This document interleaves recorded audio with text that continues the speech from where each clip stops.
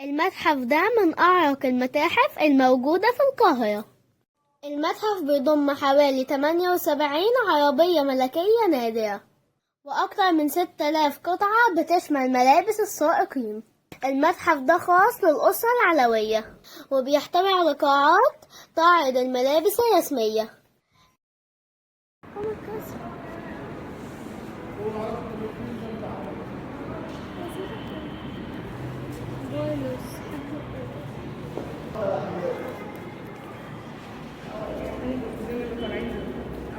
بيتربط منه الولد اللي هو قاعد على حجر، اللي هو اللي قاعد ده، والبنوته اللي قاعده على حجر البيبي ست. دي المربية. في الاخر بقى ملصص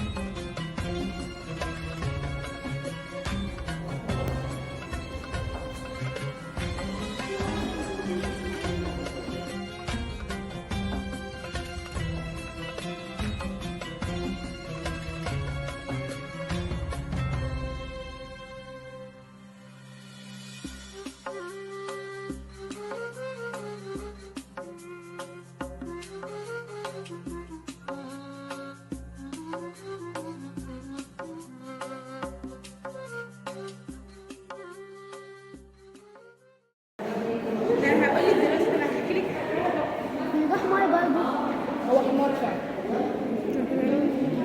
وكيل الامير يوسف كمال او احمد يوسف كمال. بقى اللي هنا هي ايه دي؟ الدبوس ده شكل حمار بتاع الأميرة فوزية بنت الملك أحمد فؤاد.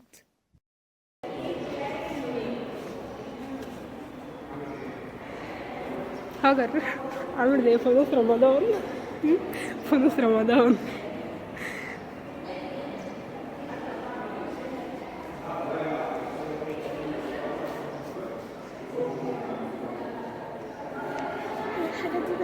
الطقم ده هدية من الإمبراطورة أوجيني، صينية من الذهب محلاة بالمينا بجميع ألوانها ومطعمة بفصوص من الماس، ومعاها 24 ظرف فنجان من جوه بالذهب ومن الخارج مرصعة بالماس وبالمينا بجميع ألوانها. والطقم ده هدية من الإمبراطورة أوجيني زوجة الإمبراطور الفرنسي نابليون الثالث للخديوي إسماعيل بمناسبة افتتاح قناة السويس سنة 1869.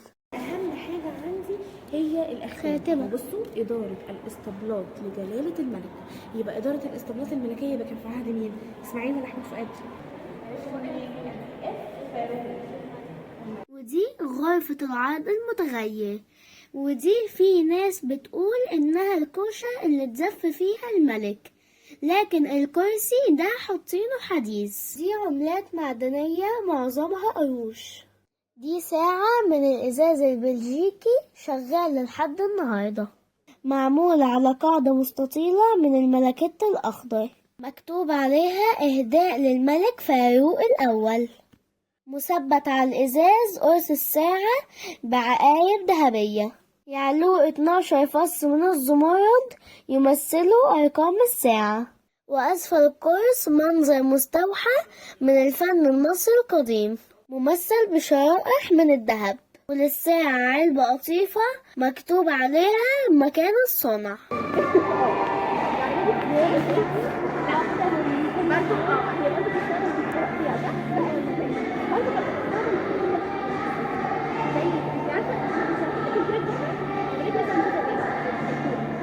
هي العربية دي برضه بتستخدم ايه؟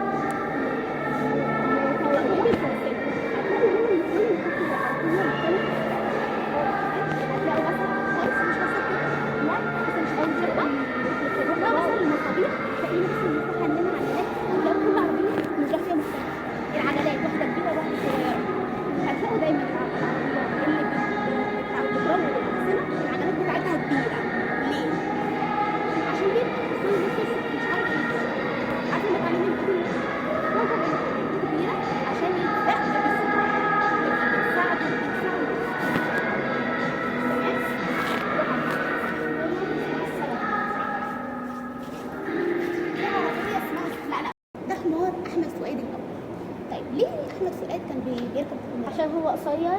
انت جيتي المكان هنا قبل كده؟ لا هي كان بيركب فعلا الحمار ده علشان هو قصير، وكان في صوره ليه متصور وسط الجمهور بتاعه وهم كلهم راكبين حمير.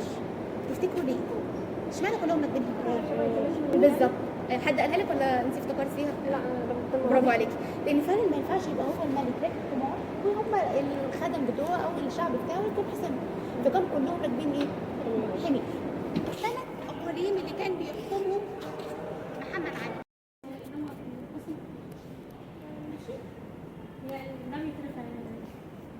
لا هو شكله كده، هو كان بيقعد فوقيه عايز هو كده. هي رقبته كانت رقبته ازاي؟ هو كان فوق فوق.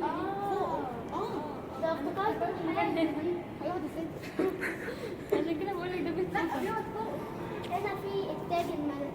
برافو، فانت كل حاجه عشان هم اسره علويه، اسره مالكه، هتلاقي فيها التاج الملك. المصابيح اللي فيها مدورة. دي ما فيهاش مصابيح اصلا، دي هي البريد. لا انا بتكلم على اللي جنبها، دي بصي ما فيهاش مصابيح، بس هي ليها اماكن على فكره، بس انا كنت بقول مش بتقولي ايه؟ اللي بعدها ديت مدورة. كل حاجه هتلاقيها مختلفه، دي بريد حاشيه ودي بريد حاشيه بس الستايل مختلف. طيب يا في عربيه كانت برضه يعني ايه؟ ضباط، هتلاقوا فيها كذا ايه؟ كرسي كان بيقعد فيها الضباط. اوكي؟ اسمه الشمر. ايه شمر ده؟ السرج بتاع الحمار.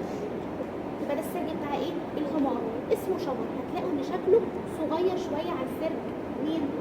الحصان، لان اصلا الحمار بيبقى خدمه اصغر واقصر. ده سرج ولي العهد، الملك الصغير بالظبط. بيبي فكان بيقعدوا على الحصان السرج ده، طبعا مش عارف يقعد على سرج ناشف، فكانوا بيحطوه كده وكانوا بيحطوا تحت، تحسوا ان في حاجات طريه كده، يحطوها بقى تحت رجله بقى وبتاع وشخاليل وحاجات فحاجه زي كده. ندخل على كده على سرج جهادي. كده يومنا في متحف المركبات الملكية خلص.